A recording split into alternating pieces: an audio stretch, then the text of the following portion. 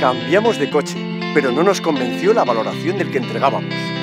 Nos comentaron unos amigos que en Safety Car valorarían nuestro coche sin compromiso.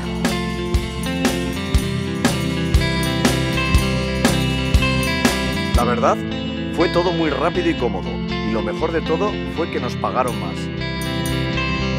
Sin duda, acertamos con Safety Car.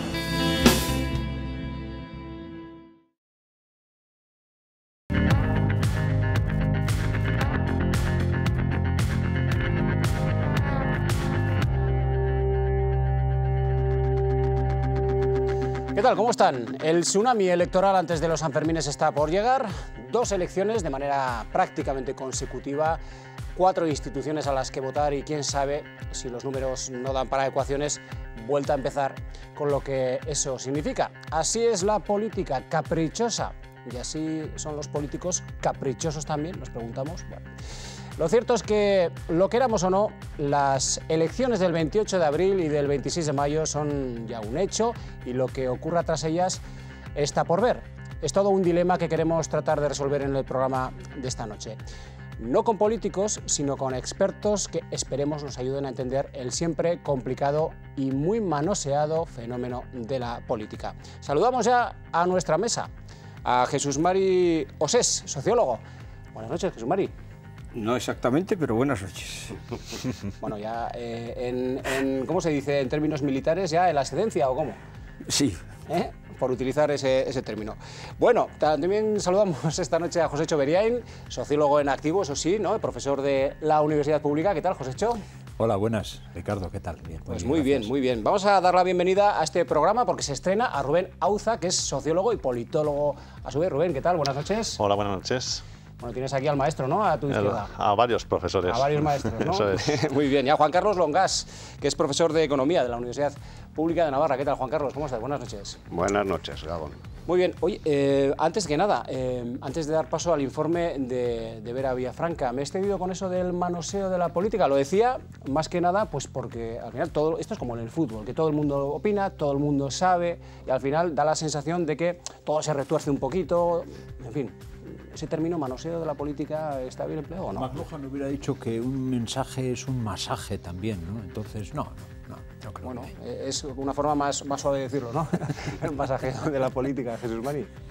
No, quizá yo echaría en falta que llevamos ya bastantes años y bastantes elecciones en los cuales se dicen las mismas cosas, se repiten los mismos clichés y en ese sentido quizá la gente se puede cansar más, ¿no? Yeah. Porque después está la otra parte, que es qué se hace después de lo que se ha dicho, ¿no? Entonces la desconfianza podría nacer de ahí, pero vamos, en principio... Pues muy bien, Rubén, Juan Carlos, enseguida os doy la palabra. Vamos con el informe de Vera Villafranca para entrar en harina, para conocer un poquito más con detalle cómo ha evolucionado el voto en Navarra de un tiempo a esta parte, cómo han sido las pasadas elecciones, las anteriores, en definitiva, algo que nos aporte luz, que nos ponga en contexto el programa sobre el que queremos debatir esta noche.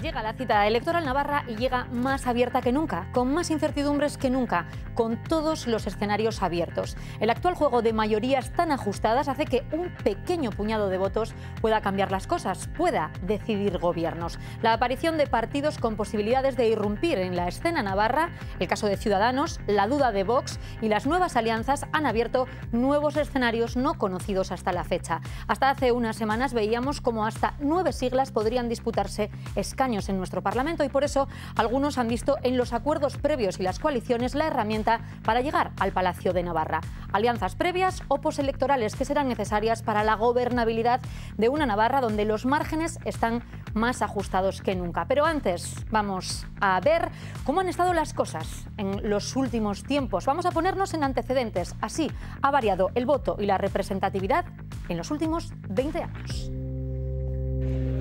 Miramos la escena política navarra de las últimas 2 décadas. Mucho han cambiado las cosas desde el año 1999. UPN obtuvo entonces 125.000 apoyos, el 41% de los votos, consiguiendo 22 parlamentarios. PSN, segunda fuerza, obtenía 11 escaños. Por detrás, con 8, Euskal Herritarrok. 3 iban para el PNV, con lo que el nacionalismo conseguía 63.000 votos, un 21%, sumando en total 11 escaños. El resto sería para Izquierda Unida y CDN. Miguel Sanz volvía a ser reelegido presidente con los votos del partido de Juan Cruzalli y la abstención socialista. PSN ya había permitido su primera investidura en el 96 tras conocerse las cuentas en Suiza del hasta entonces presidente socialista Javier Otano. En 2003, UPN, que sigue en acuerdo con el PP, toca su techo electoral con 127.000 votos, consiguiendo 23 parlamentarios. PSN mantiene sus 11. Con la ausencia de Batasuna, Aralar irrumpe con 4 escaños que, sumados a los 4 de PNV, dan 8 al nacionalismo. El voto nulo ascendió a casi un 7%. Izquierda Unida sumó 4 escaños, los mismos que CDN, que acordó un gobierno con Unión del Pueblo Navarro. En 2003, Miguel Sanz es investido de nuevo presidente en un gobierno de coalición con CDN con una mayoría absoluta de 27 escaños. 2007 fue un año convulso en la conformación del gobierno de Navarra con el famoso agostazo. UPN perdía un parlamentario quedándose en 22. CDN bajó a la mitad, por lo que no se podía reeditar la mayoría de la legislatura anterior. La irrupción de la coalición nacionalista Nafarroa-Bai les erige en segunda fuerza con 12 escaños. Por detrás, el PSN, con los mismos parlamentarios. Nace entonces la posibilidad de configurar un gobierno distinto para poner fin a sucesivos ejecutivos regionalistas. Pero finalmente, Ferraz, el PSOE desde Madrid, no permite un gobierno entre Nafarroa-Bai, PSN e Izquierda Unida. Habiendo obtenido el candidato señor Sanz la mayoría simple, se tiende otorgada la confianza. Los socialistas votan en blanco o se abstienen, propiciando una nueva presidencia de Sanz en minoría. En 2011 los socialistas siguen perdiendo terreno y bajan a 9, pierden 2 escaños. 3 se deja en el camino UPN, que se presenta por primera vez con Barcina a la cabeza sin el Partido Popular. De manera independiente, el PP consigue 4 parlamentarios. En 2011 el nacionalismo gana fuerza. Navai 2011 y Bildu suman 15 escaños. Izquierda Esquerra sube de 2 a 3. PSN cambia de estrategia, deja de apoyar a UPN con sus abstenciones y entra de lleno en el Ejecutivo con un acuerdo de gobierno que ratifican Barcina y Roberto Jiménez. Un gobierno que suma una amplia mayoría absoluta de 28 parlamentarios. Un Ejecutivo que se rompería, por cierto, con la expulsión de Roberto Jiménez, dejando a una Barcina en una complicada legislatura en minoría en la que llegó a afrontar incluso una moción de censura. Con este panorama llegamos a 2015. Es el año en el que se consuma el cambio de gobierno. UPN sigue siendo primera fuerza, pero con 15 escaños, muy lejos de los 23 de 2003. Los regionalistas consiguen 92.000 votos, el 27% del total, muy lejos de más del 40% de legislaturas anteriores. Sería un 31% si sumáramos el 4% que consiguió en 2015 el Partido Popular, que se hizo con 2 diputados. PSN se hunde ese año en las urnas y toca su suelo, 7 escaños, un 13% de los votos. La irrupción de Podemos hace el resto. 46.000 apoyos en Navarra le dan 7 parlamentarios. Geroa Bai con 9 y EH Bildu con 8 consiguen los mejores resultados del nacionalismo. Se convierten en segunda y tercera fuerza y suman 17 escaños. 26 escaños. Ciudadanos se quedaría a un puñado de votos de conseguir un parlamentario y los 2 de Izquierda Esquerra dan al cuatripartito los 26 necesarios para investir presidenta a Uxue Barkos. Estas son las cifras históricas desde el año 1999 hasta la actualidad, hasta la legislatura del 2015. Pero, ¿qué pasará este año? ¿Qué pasará en 2019? Abrimos debate. Así es, abrimos debate. ¿Qué recuerdos, por cierto? La política del 99, los políticos de entonces, incluso la textura propia de las imágenes que acabamos de ver respecto de ahora, ¿no? ¿Qué recuerdos de aquellos tiempos? Y por cierto, mi primera pregunta sería precisamente por ahí, ¿no? ¿En qué ha cambiado la forma de hacer política de entonces hasta ahora? ¿Cuál es vuestra opinión, Jesús Mari? Por empezar contigo. Lo más novedoso de todo es las mentiras, que ahora tienen un nombre inglés como corresponde siempre que salen estas cosas, claro, sí. Que se dicen además con total sinceridad, si se puede hablar así, claro, porque sería un oxímoron, pero con total desfachatez, y supongo que ellos creerán que la gente no es capaz de pensar, porque si no tampoco entiendo demasiado. Pero eso sería para mí una de las diferencias fundamentales. Las fake news. Rubén, ¿tú opinas lo mismo? Sí, realmente yo creo que había una pérdida un poco en la dignidad del oficio del político, ¿no? Creo que parece que irse un poco al barro da resultados si no nos entiende que esta manera de dialogar o de comunicarse unos políticos con otros, ¿no? Cosecho, Juan Carlos, ¿pensáis lo mismo? Fake news, la política del barro, ¿no? de la que hablaba Rubén. ¿Eso es lo que ha cambiado de un tiempo a esta parte en estos últimos 20 años? Hombre, yo creo que ha habido una serie de situaciones de por medio que quizás ayuden a explicar un poco por qué estas cosas de las mentiras útiles, las verdades a medias, etcétera, ¿no? Primero hemos tenido una crisis económica terrible, ¿no? Bueno, tú lo sabes mejor que yo, lo podrás explicar mucho mejor, ¿no? Yo creo que ha habido una, ¿no? Crisis que ha generado eso, unos problemas de legitimación política enorme de los gobiernos, casi todos, etcétera, y que se ha traducido en una crisis de motivación importante. Muchos han surgido, eso ha dado lugar al surgimiento de nuevos partidos políticos. El sistema de partidistas ha saltado hecho pedazos y esto obliga a crear nuevas coaliciones. La cuestión es, ¿las coaliciones son afinidades que ya existían o son coaliciones ad hoc para desplazar a otros, ¿no? Entonces, esa es una clave, efectivamente. Juan Carlos. Bien, yo al hilo de lo que decía Jesús Mari, que la gente se cree las mentiras o no se las cree, yo creo que la gente se cree las mentiras de aquellos agentes políticos que son más próximos, que les generan confianza, y no se creen las del lado opuesto. Yo creo que ha habido un empobrecimiento del discurso político, hay miedo a la argumentación, y después las propias redes sociales contribuyen a eso porque se busca el titular, ¿no? Se busca aquello que se pueda expresar en 140 caracteres, porque además existe la sensación de que si escribes más nadie lo va a leer, ¿no? Ya los textos largos, las argumentaciones, las posiciones más o menos incluso con base teórica, no tienen buena venta. Entonces hemos llegado a un punto en el cual lo que no se puede expresar en 140 caracteres no nos sirve. Y en 140 caracteres se expresan ideas muy primarias y desde luego no hay posibilidad de matizar ninguna idea. Pues fíjate que con esta cuestión con la que hemos abierto el debate que ha apuntado Jesús Mari, la verdad es que no deja de ser inquietante, es decir, porque lo has dicho de una manera como muy aseverativa, ¿no? La mentira. Es que hay traducción para ciertas palabras también en castellano, ¿eh? Sí. Que eso...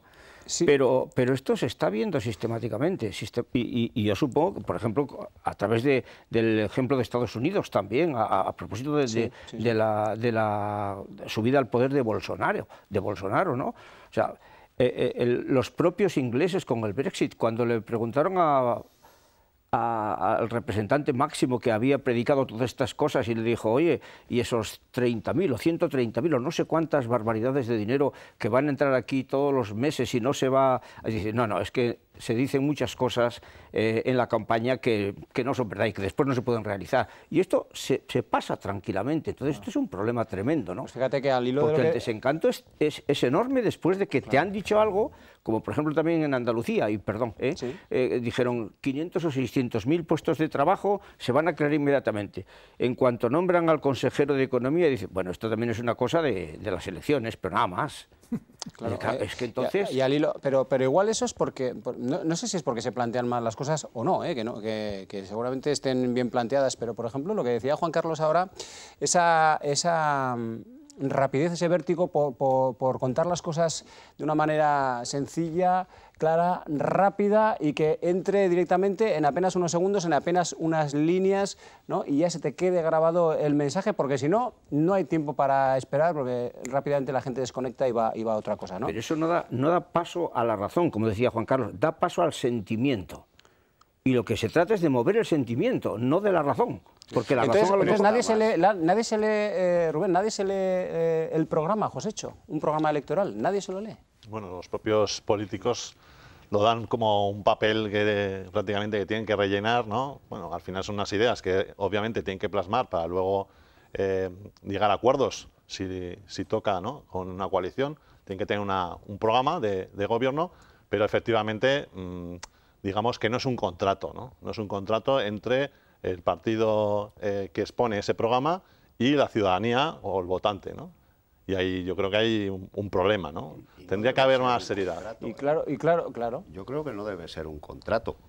¿Por qué? Pues porque precisamente las elecciones dan un resultado y a partir de ahí es probable que haya fuerzas políticas que tengan que ponerse de acuerdo. Si interpretamos eso como un contrato estricto entre quien vota y la persona votada, entonces ya sería imposible cualquier tipo de juego político, ¿no? O sea que yo no, esos enfoques de interpretar el programa electoral como un contrato estricto entre votantes. Entonces, ¿cómo hay que plantearse? ¿Cómo hay que plantearlo? Es decir, porque lo que decía Jesús María ahora, sí, claro, pero tú plasmas un compromiso en un programa electoral que luego no lo llevas a efecto. Ahí es donde surge la mentira, entonces. No, la grandeza de la democracia es cuando exige acuerdos. Y en los acuerdos todo el mundo tiene que ceder algo. Si no, estaríamos en un mundo de rigideces permanentes sin posibilidad de llegar a acuerdos.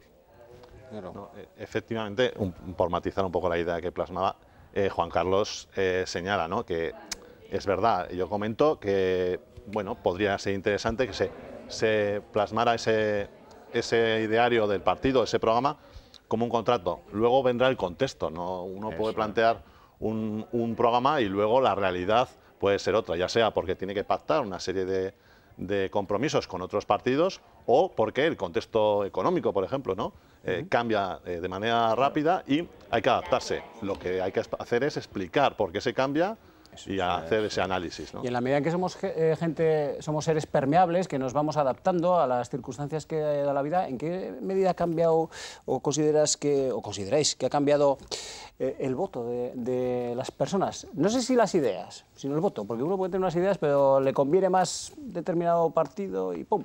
Y en unas elecciones voto una cosa, en las otras voto... ¿Eso ha cambiado? ¿Está cambiando? ¿No? ¿Sí? Hombre, ¿somos permeables a eso? Hombre, yo creo que algunos partidos, hemos empezado la serie desde 1999, yo creo que algunos partidos estarían muy contentos con tener, por ejemplo, lo que tuvieron en 1999 desde luego. Que desgraciadamente pues se ha evaporado un poco. Sí, pero fíjate, desde 1999 ni siquiera daba para gobernar en mayoría. Solo ha habido una mayoría absoluta en Navarra y con una coalición. Sí. Eso es significativo. Quizás un poco el problema está en que, bueno, ya lo decía, y perdona que te interrumpa, Josécho, ya lo decía Miguel Sanz, que ha sido el presidente que más se ha perpetuado en el poder, que Navarra ha sido siempre tierra de pactos. Él acuñó esa célebre frase. Es que efectivamente, cuando cada partido lanza un poco su programa, claro, el contrato con los electores es un contrato virtual, porque al final quien gobierna, sobre todo en estos últimos 20 años, estamos viendo que son coaliciones. Entonces, claro, las coaliciones son las que ofrecen un programa de gobierno. Entonces, sobre la accountability, la responsabilidad sobre eso, si lo cumples o no, tienes que exigirle a la coalición. Ahora, por ejemplo, tenemos a gobernar el cuatripartito. Pues bueno, el cuatripartito habrá que ver, esto has cumplido, este ítem aquí está un poco más duro, este está bien.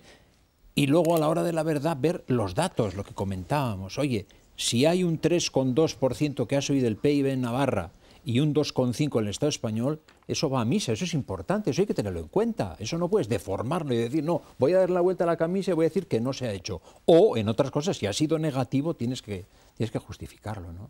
Pero siendo una tierra de pactos, fíjate, y hablando del cuatripartito, que ha sido el que ha gobernado en estos... Son 3 coaliciones y un partido, el cuatripartito. Sí, efectivamente. Son un conjunto mare magnum de partidos de diferentes sensibilidades, más o menos... Sí. Pero al mismo tiempo, con el paso del tiempo, los partidos también van teniendo entre ellos mismos una especie también de ósmosis o de penetración de unos en otros, ¿no? Lo que es ahora mismo, lo que se llama todavía la derecha, pues ha aceptado de alguna manera, y eso se ve en los presupuestos también, lo que la socialdemocracia o las izquierdas en general habían conseguido, y viceversa. O sea, tampoco se ven ya como unos, entre comillas, enemigos, más bien como adversarios, y cada vez menos a tenor también de lo que se escribe muchas veces en los programas que decíamos antes, ¿no? Entonces, lógicamente, eso es algo que se ha cambiado. Por eso hoy día, por ejemplo, se habla muchísimo de que lo que está sucediendo es que se están despreciando completamente los valores liberales, es lo que se llama iliberalismo ahora mismo, ¿no?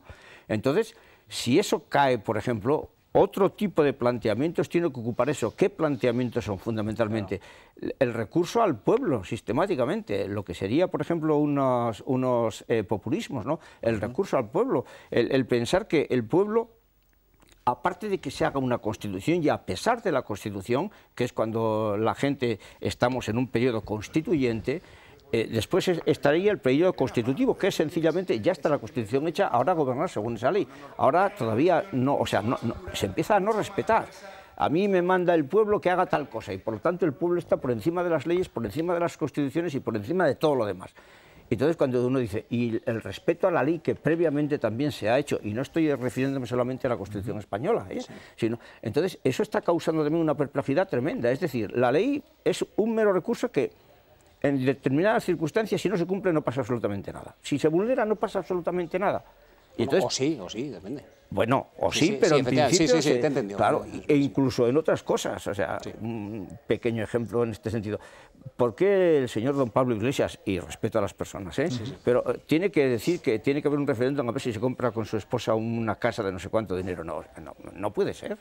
Bueno, en un partido asambleario como es Podemos tiene sentido. Pero ese tiene partido lógica, asambleario tiene una fuerza bastante grande e importante, por ejemplo, en el Parlamento español. Y aquí la cosecha de hace 3 años tampoco fue mala. Sí. Tuvieron tantos escaños como el Partido Socialista. Fue esa irrupción... Más votos que el Partido Socialista. Más votos y los mismos escaños, quiero decir. O sea, más votos y los mismos escaños. Entonces, lógicamente, los partidos, en este caso, que provienen fundamentalmente de movimientos sociales, o aceptan las estructuras de un partido político clásico, o si no, las respuestas que dan son mucho más, no sé, evanescentes o flotantes en este sentido, porque son una atribución permanente de la gente, y lo que diga la gente, lo que diga el pueblo, lo que tiene que prevalecer sobre la ley. Y eso, pues mira, Jesús María, ahora sí, perdonadme un segundo. Ahora que acaba de mencionar el Partido Podemos, que fue de alguna manera el fenómeno social, político, que irrumpió con esa fuerza inusitada, ¿no?, hasta el momento, en el Parlamento Foral en 2015, pero el último navarrómetro, los datos del último navarrómetro, a tener en cuenta o no, depende, esto va por barrios, les da 4 parlamentarios menos. Yo no sé, supongo que ahí habrá hecho mella la crisis interna que ha estado, sobre todo en este último tramo de legislatura, pues barriendo al partido. Pero el caso es que en apenas 4 años, un partido, ¿cómo es posible? Y bueno, a nivel de España también se puede ver esa depreciación del voto de Podemos, ¿no?, que ha ido cayendo también según las últimas encuestas. Pero ¿eso a qué se debe? ¿Por qué? Yo creo ¿Por qué en 4 años de repente un partido que iba así? Hombre, Podemos surge como consecuencia del movimiento del 15M. Sí.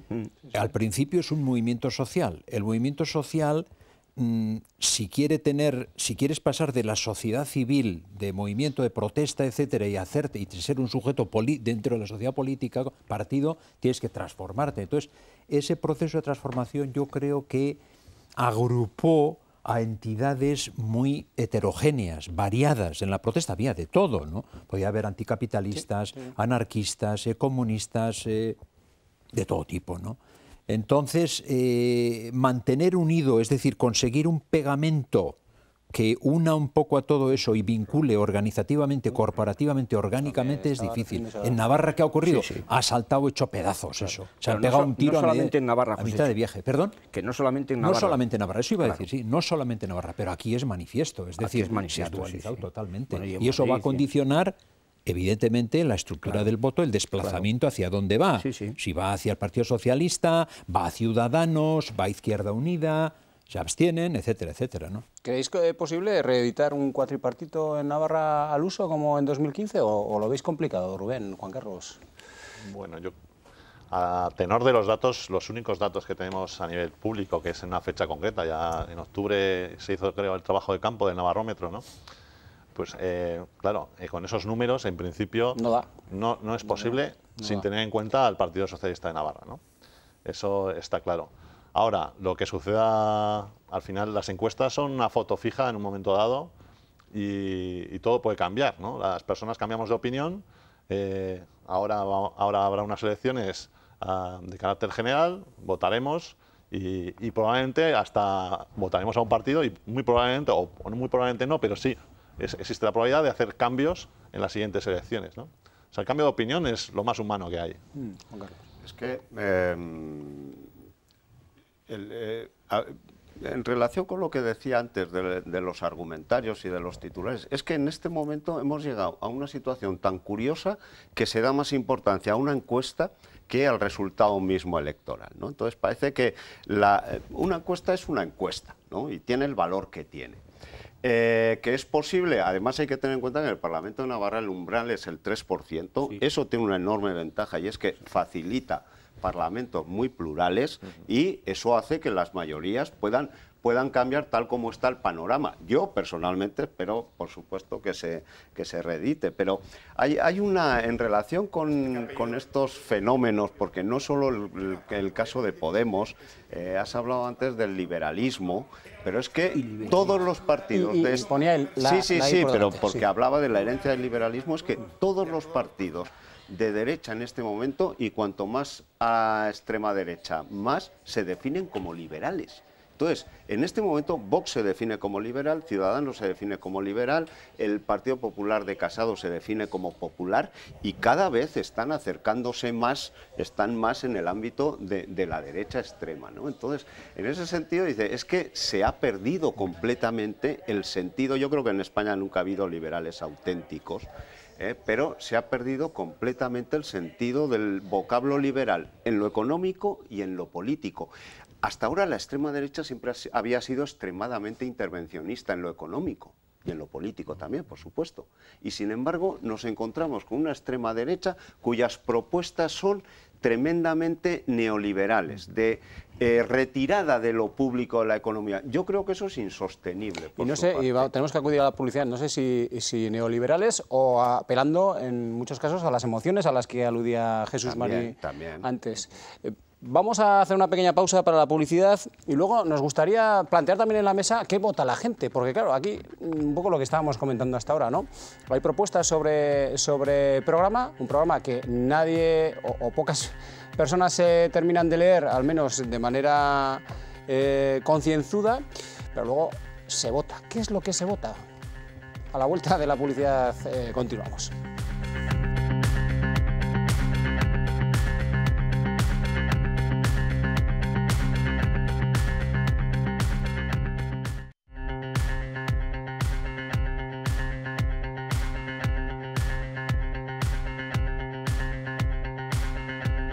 Pues seguimos tratando de resolver el dilema de esta noche, que no es otro que el de los posibles hipotéticos escenarios electorales. ¿Cómo está funcionando el voto en los últimos años? Venimos de ese informe desde el año 99, los últimos 20 años hasta ahora, y planteando diferentes cuestiones de muy difícil forma de obtener una respuesta concreta, pues porque está todo muy abierto, todo es como muy genérico, pero bueno, en la medida en que podamos aportar alguna clave, pues bien estará. Y decíamos antes de la pausa de la publicidad que vota la gente, porque bueno, aquí todo el mundo cuando habla públicamente se llena la boca diciendo que hay que abordar las políticas sociales, hay que abordar el empleo, hay que apuntalar la economía, hay que hablar de salud, de educación, etcétera. Pero luego de repente, o por lo menos aquí en Navarra, surgen los debates identitarios, surgen todo ese tipo de cuestiones que entiendo que si surgen es porque también están en boca de la gente, ¿o no? ¿O me equivoco, Jesús Mari? ¿Cómo lo ves? El experto en estas cosas es Rubén, pues... pero vamos a ver, pero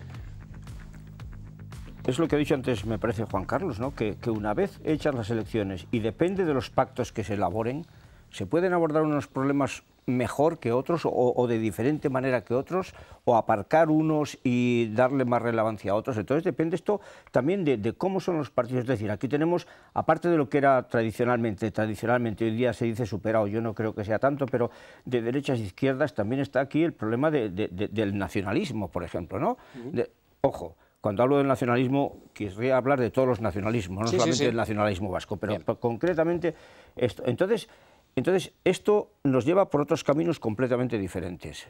¿Por qué? Porque, entre otras cosas, por ejemplo, los conceptos más generales como el de ciudadanía prácticamente desaparecen. Yo soy navarro no ciudadano navarro, yo soy navarro ante todo. No digo lo que es porque nadie sabe lo que es, pero yo soy navarro. Entonces, lógicamente, te separas un poco de lo que sería quizá esos contratos liberales de los cuales ya hablaba Locke y después todo el siglo XIX, y como ahora mismo el problema está en que cada cual le da a los conceptos, sobre todo políticos, el significado que le da la gana.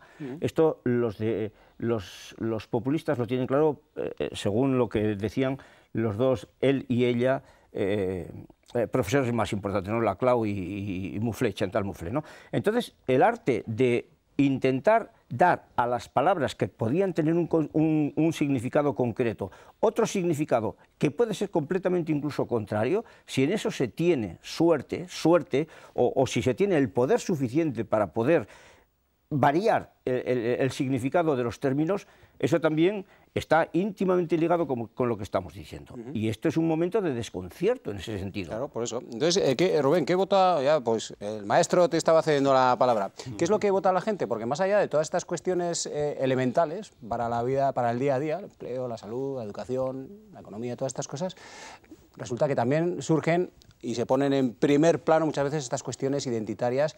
Es verdad que hay todo un debate nacional. Cataluña, a nadie se le escapa que está aquí. Se habla de la catalanización de la política aquí en Navarra. En fin, eso también se está teniendo en cuenta. ¿Se va a tener en cuenta como algo previo a los hipotéticos escenarios electorales que tengamos dentro de un par de meses o no?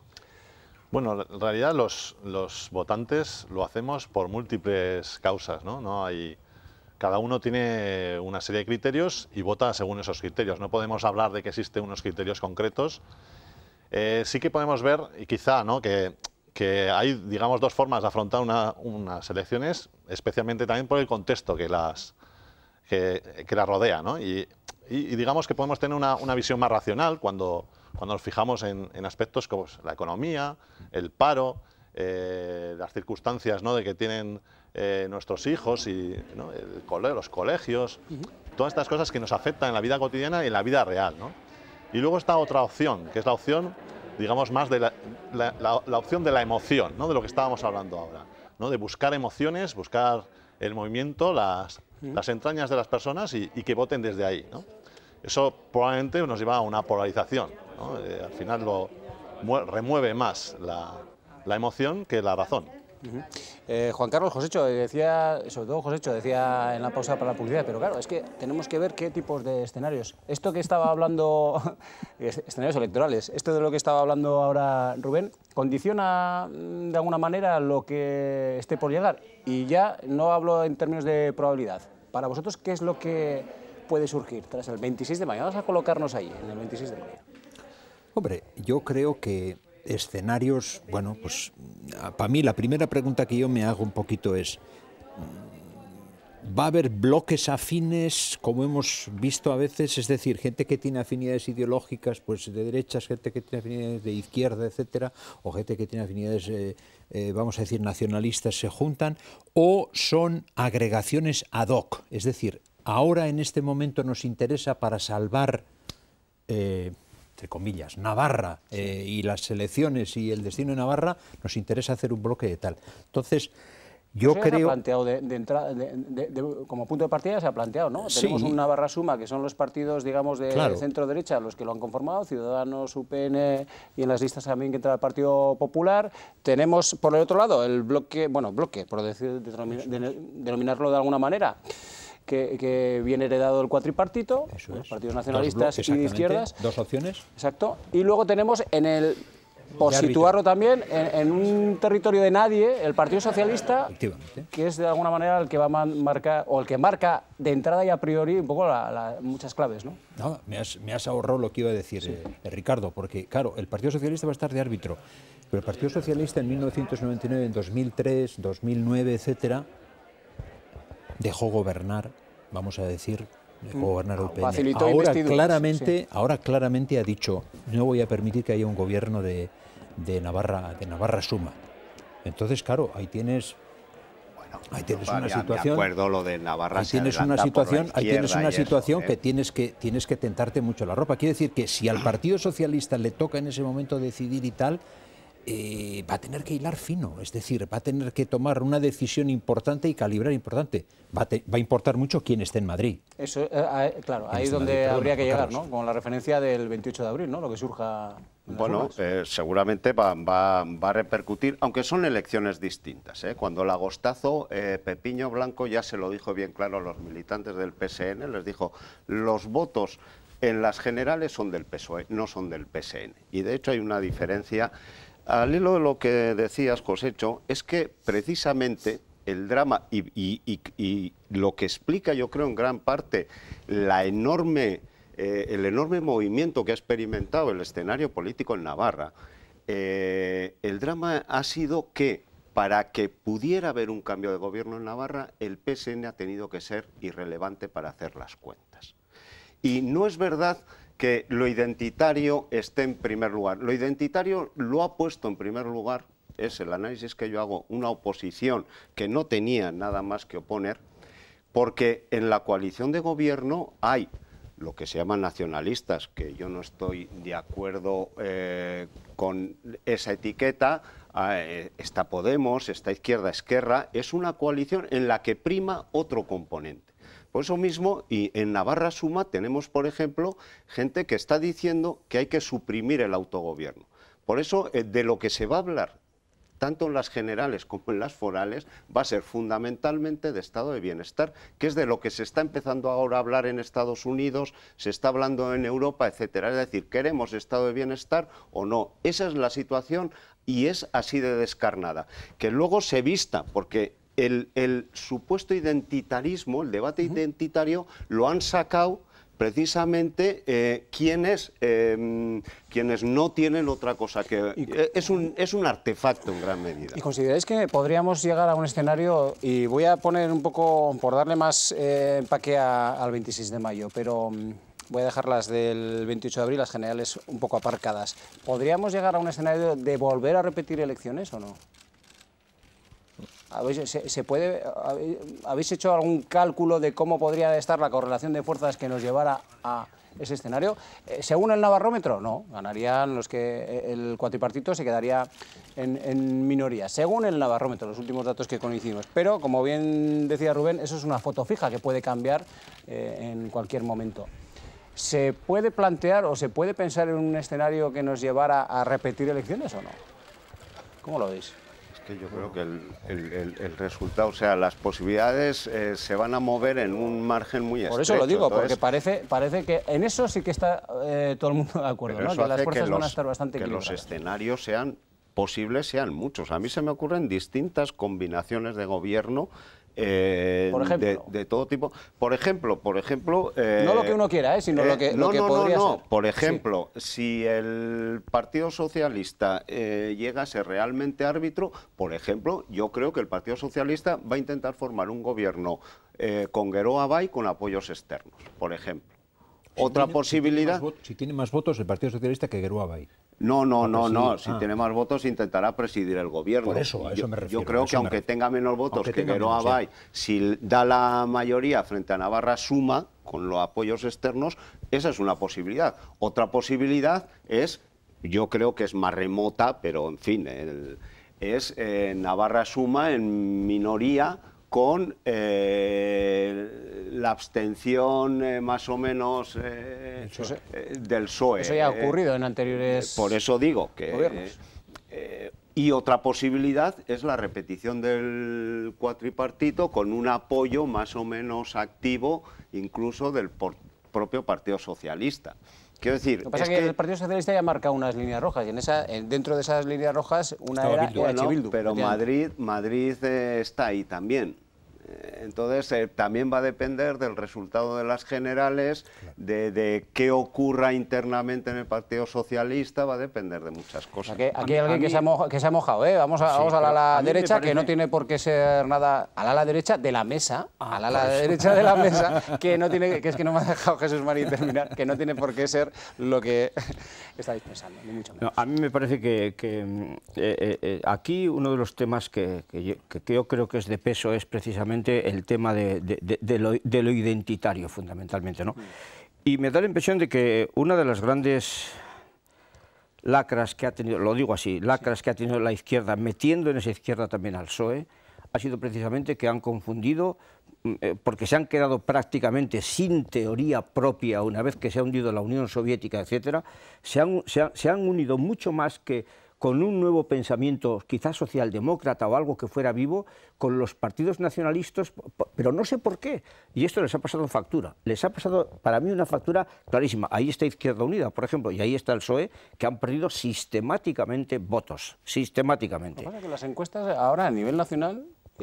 bueno, es como... Bueno, las encuestas son tendencias más que realidades. Sí, pero una tras otra está dando ahí un resurgimiento del Partido Socialista. Que sí, claro. Si es que las cosas aparentemente por lo menos se mueven, pero es imposible ya, por ejemplo, que haya un único partido que saque unas mayorías, claro, o incluso dos. Hoy día ya prácticamente eso parece claro, al menos tres.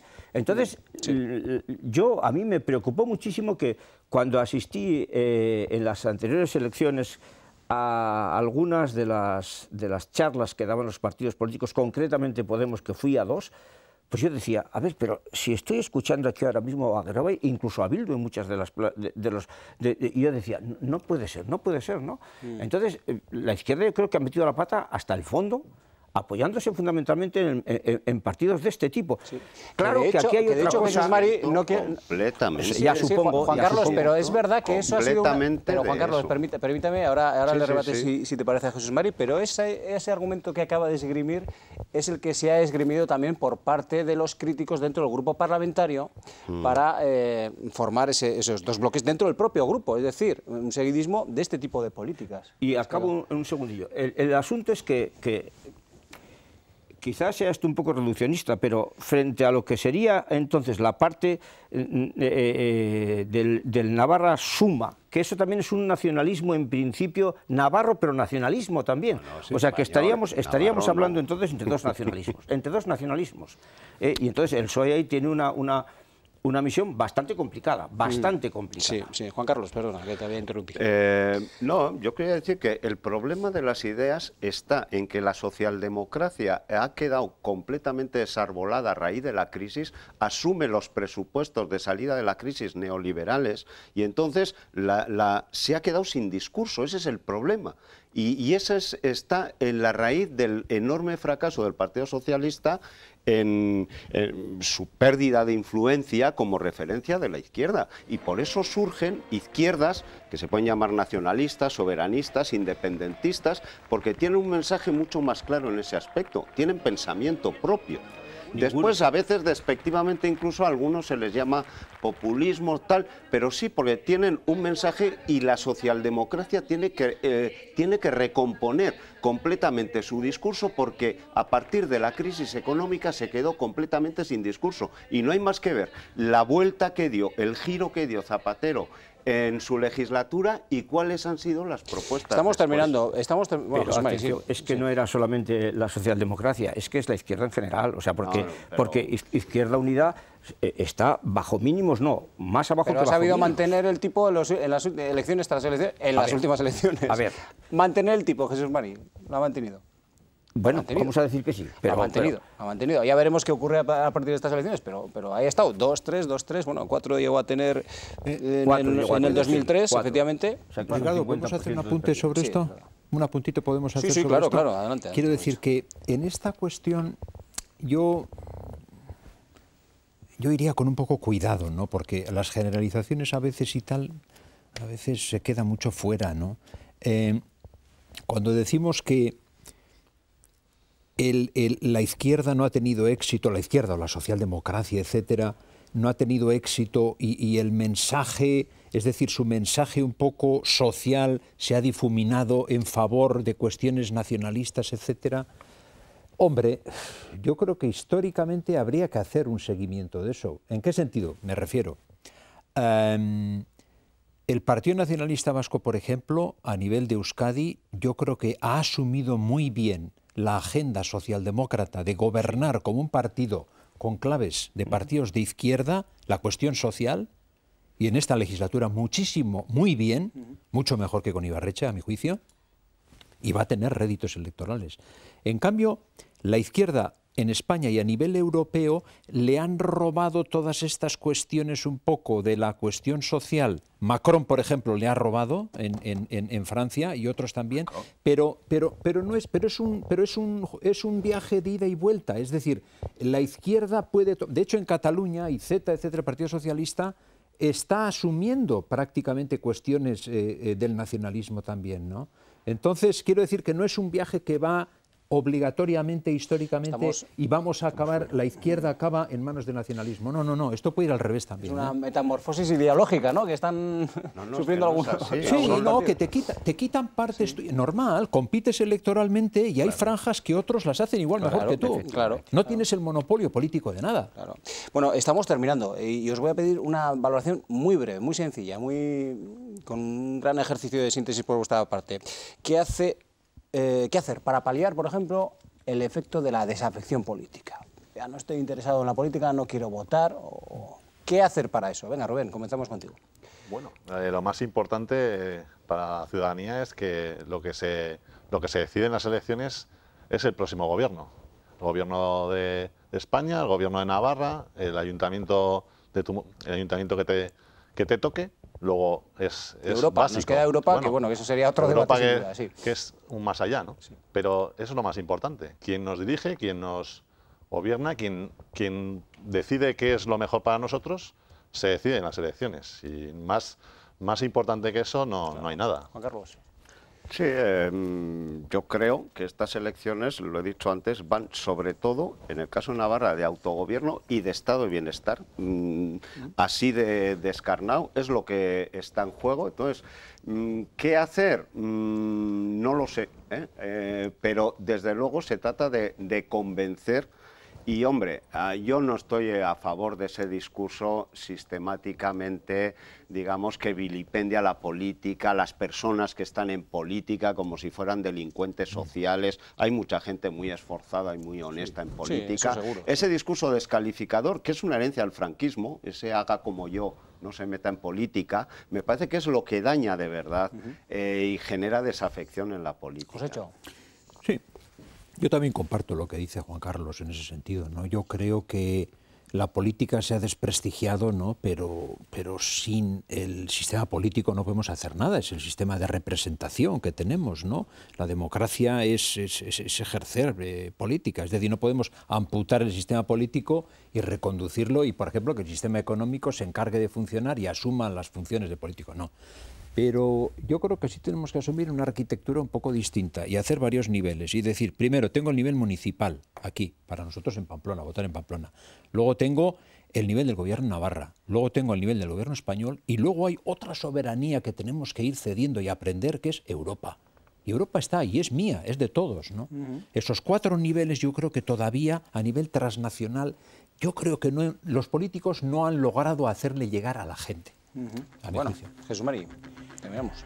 Vamos a ver, a mí me parece que, primero, aquí no hemos afortunadamente denigrado a ningún político, supongo, absolutamente, ¿no? De acuerdo. Pero, en segundo lugar, yo lo que he hecho en falta en los partidos políticos ahora mismo es que nos digan algo de lo que, por ejemplo, otra gente está pensando, como Harari, por ejemplo, que dice, señores, el mundo está cambiando y muchas veces los políticos no se están enterando. Entonces resulta que puede haber fenómenos sociales, económicos también, pero sociales, de tal calibre en este momento y tecnológicos de tal calibre que no se lo están planteando ahora mismo, pero que son reales ya, y que van a ser cada vez más reales y para los cuales nos está cogiendo a países enteros, y por ejemplo en esta región también en Navarra, sin hacer unas propuestas concretas de ello.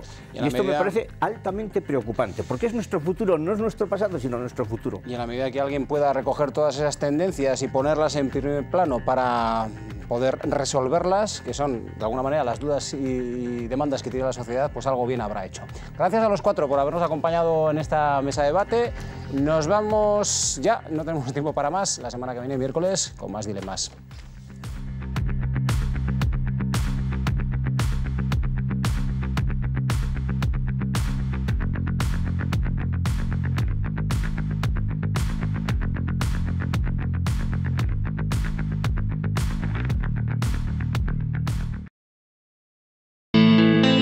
Cambiamos de coche, pero no nos convenció la valoración del que entregábamos.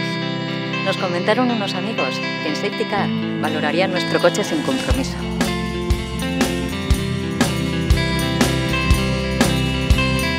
La verdad, fue todo muy rápido y cómodo, y lo mejor de todo fue que nos pagaron más. Sin duda, acertamos con Safety Car.